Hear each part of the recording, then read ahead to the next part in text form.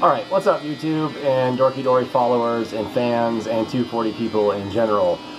This is Lennon Midnight. I'm the owner and artist of DorkiDori Haute Couture based in Las Vegas, Nevada. I've been posting since December about doing an Ask Me Anything video, and well, I decided I'm finally going to do one. So here's my Ask Me Anything video. Okay, question 1. I have this on a monitor in front of my phone, so I may not be looking directly at my camera. Question number 1, Whitey13 via Zilvia asks, what is your full-time job and how much time do you dedicate to this endeavor of DorkiDori? My full-time job, I run a graphics department for a vehicle wrap and sign shop here in Las Vegas called Team Acme Incorporated. I've been there for 8 years this April. It has become basically like home to me.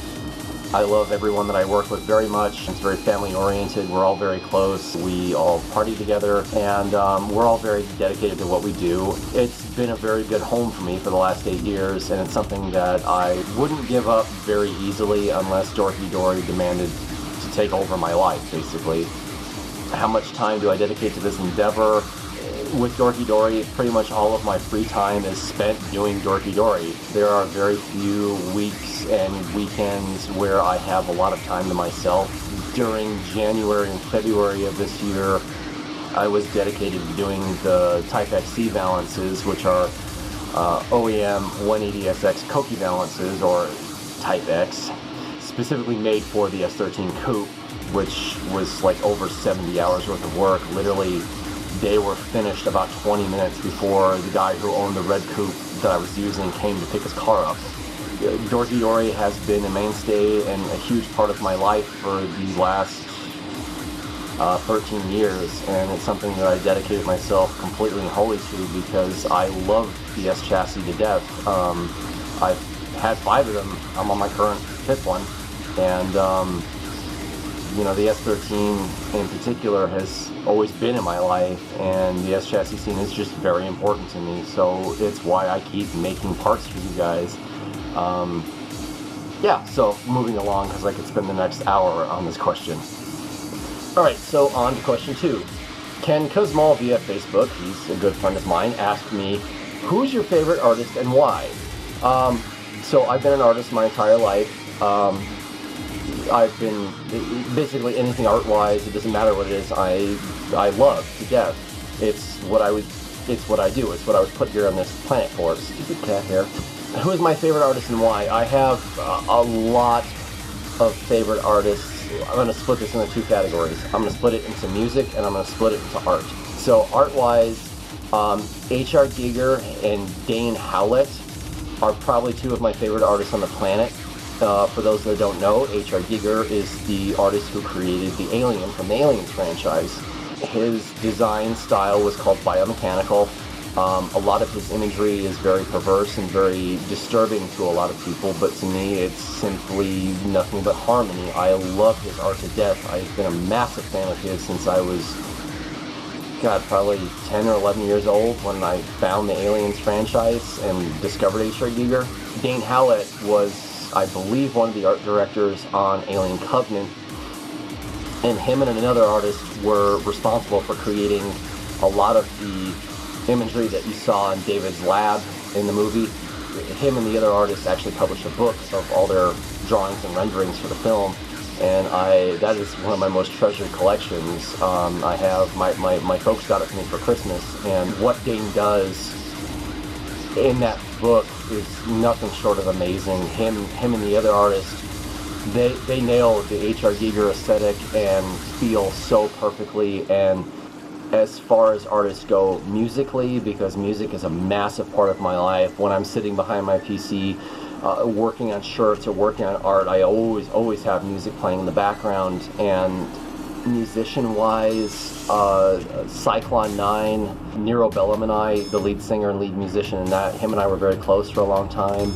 Dawn of Ashes, Christoph, him and I still talk. Prodigy, I grew up with them. Stabbing Westward and The Dreaming, Christopher Hall and I were friends for a while, but we drifted apart. William Control, he was a huge influence in my life. I was actually talking to him earlier today, and if you're watching this, Will, thank you so much for your advice and your input. You still remain a huge influence in my life. I listen to a lot of house music, so like Joyride, I doubt you'll ever watch this, but dude, thank you so much for the amazing bass house and speed garage. You're awesome. You have contributed to so much of my work, and I would love to shake your hand and give you a hug one day. Yeah, I have, the mass of music I have in my computer is astronomical, so this is getting really long-winded. I'm looking at my phone and this is pushing almost 5 minutes. So, on to the next question!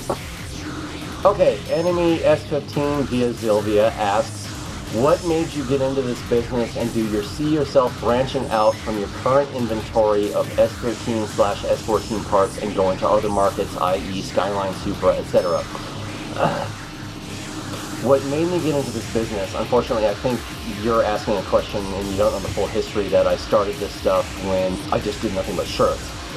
What got me into doing DorkiDori was, again, relating to earlier questions, I'm an artist. I love art. I love creating. That's what I do with my life. I was put on this planet to create. So with creating automotive apparel, it was blending together things that I loved. It was blending together the 240SX and drifting, plus my love of art.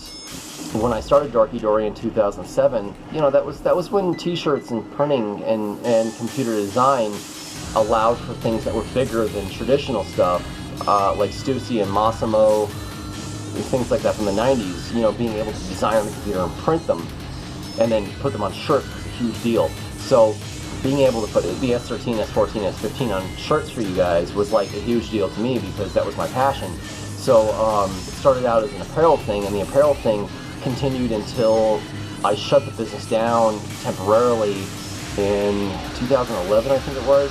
I was shut down for about 6 or 7 months, and because of you guys pushing me and wanting me to make new shirts, I started making new shirts again in 2012. I wound up working with Grip Royal on making a steering wheel setup, and I think we made a total of 16 of them. I've actually got the first here at home in my closet. I've been trying to actually make another steering wheel since. I'm not going to go into that. But because of Grip Royal, I wanted to branch out from apparel. So I saw a lot of people at the time in 2012, they started making replica OEM Aero, and nobody was making the OEM S13 Zilvia skirts. And I loved and adored those skirts because of how simple they were and how clean they were. And found a company here in town to reproduce them for me. I, within 3 weeks, fired them because they were terrible, and moved on to the shop that I'm working with now, and I have been with since 2013. I still do apparel on occasion. I have freelance clients that I still do work for. I have new DorkiDori shirts planned. It's just getting them printed in my limited amount of time. So, stopping rambling. If I go into other markets, Skyline, Supra, da-da-da-da-da. In my head, yes, I want to make other parts. And there are plans for the future which will hopefully make this easier, and I think I'll get to that later in this video, because I have other questions I have to get to, so we're going to get to them. Yes, I do plan on making more parts. It's whether or not I have the time, the patience, or the sanity to get to them. Okay, next question. Tea. I love tea. It is amazing. That's not a question, but I love tea. Alright, on to question number 4. S14 Rebuild via Zilvia asks, with all the crazy hot boy fads, why haven't you just copied the popular body kits like BN Sports, D-Max, etc. to sell their stuff like hotcakes?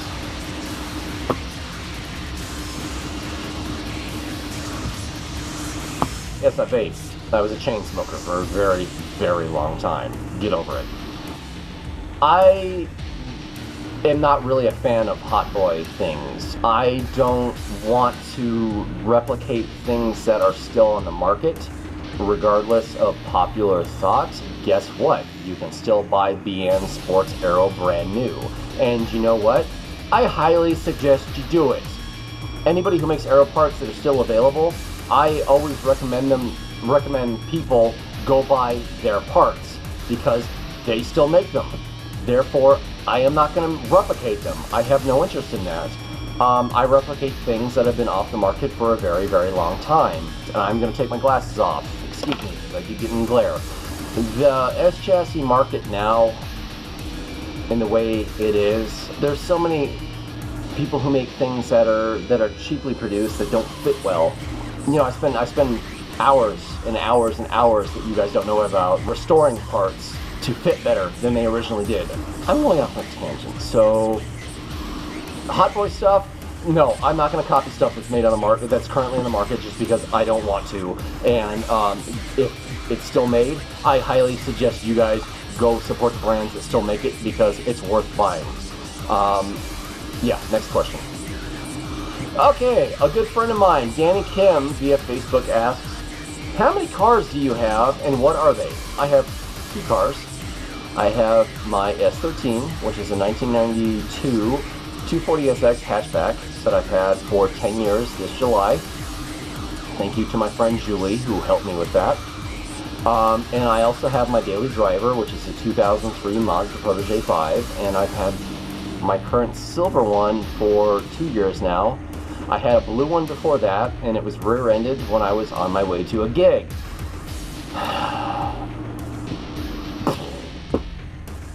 Yeah, we were sitting at, the girl I was dating at the time, her and I were sitting at a stoplight getting off the freeway, and a Uber driver decided to see if his Hyundai Santa Fe would fit in the rear hatch area of my Protege 5. It didn't. It sucked. And I have the silver one now. So, the S13 that I have now, I've had it again for almost 10 years. I love that car to death, and I have sunk a lot of money into it. I wouldn't trade it for the world. I love it to death. The Protege 5, I sunk a lot of money into because I was stupid enough to buy it with a blown motor. The guy here in town that I bought it from, yeah, thanks for lying to me. I appreciate it a lot. I love cars, especially like 90s Japanese cars, because that was golden era. I try to take care of both my cars the best I can. My Protege 5 has heavy transmission problems. I think it might just be the clutch, or I'm sorry, the clutch disc. Hopefully we'll get that fixed soon. Both cars have matching Advan wheels because I love 3 spokes in all their like gloriness. It's awesome. Yeah, you know what? On the next question. Okay, so the next question comes from Super OK via Zilvia. He's actually a buddy of mine. He has some of my aero on his car, and it recently got hit, and I feel really bad for him. His car was just friggin' amazing. But the question is, any chance of getting into 3D printing for larger scale auto stuff? The 3D printing, okay, to me, I love it. I think it's very cool. It's very confusing because I'm 38 now. It's a little weird. I'm old. I have plans over the next year to pick up a 3D scanner.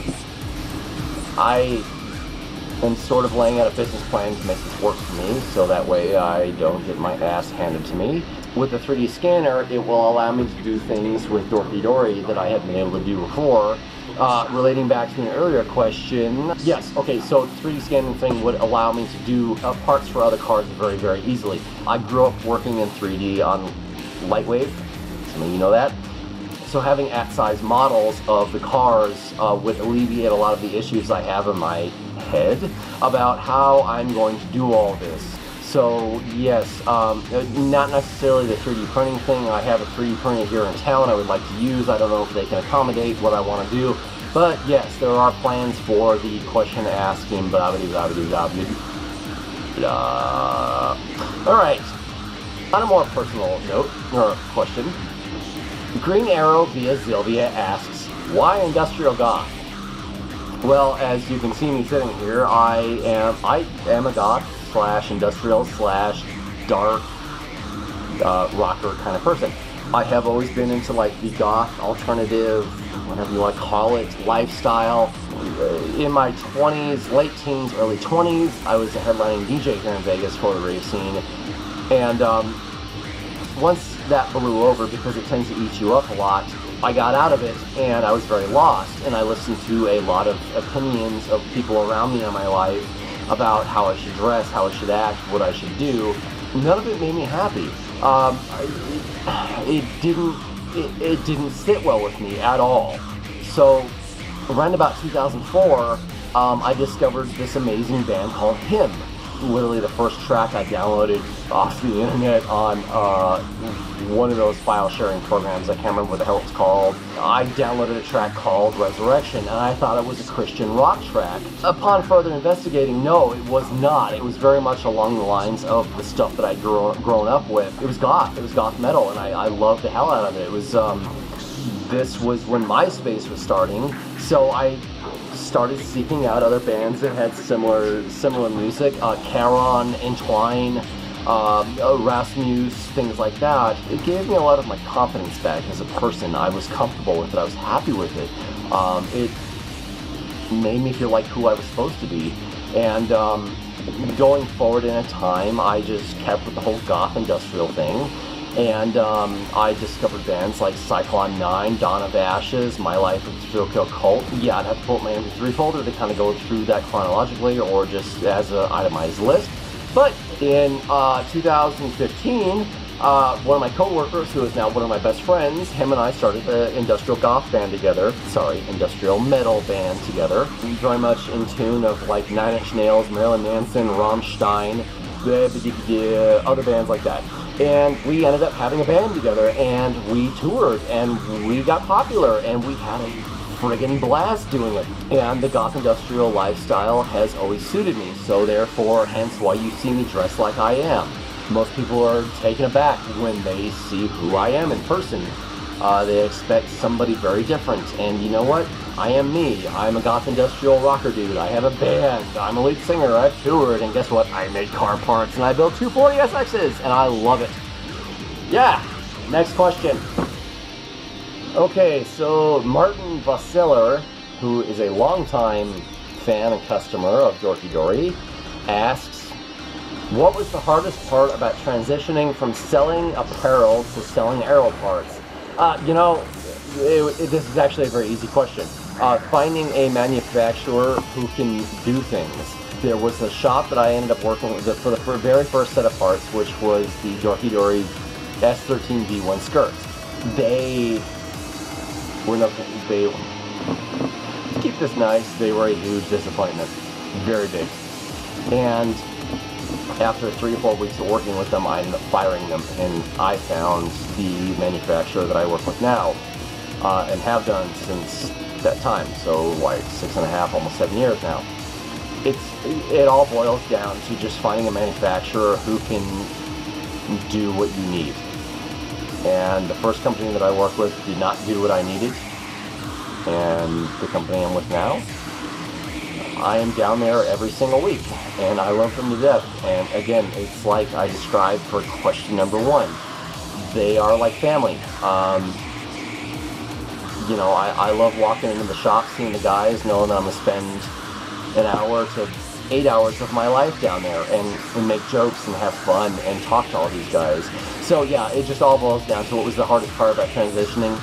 Finding a manufacturer who can do what they do. And I feel very fortunate to have found the manufacturer that I have. So everyone at the shop, I love you guys. You guys are awesome. And Jorge, don't close your thumb in the door when you're going between the shops. Next question.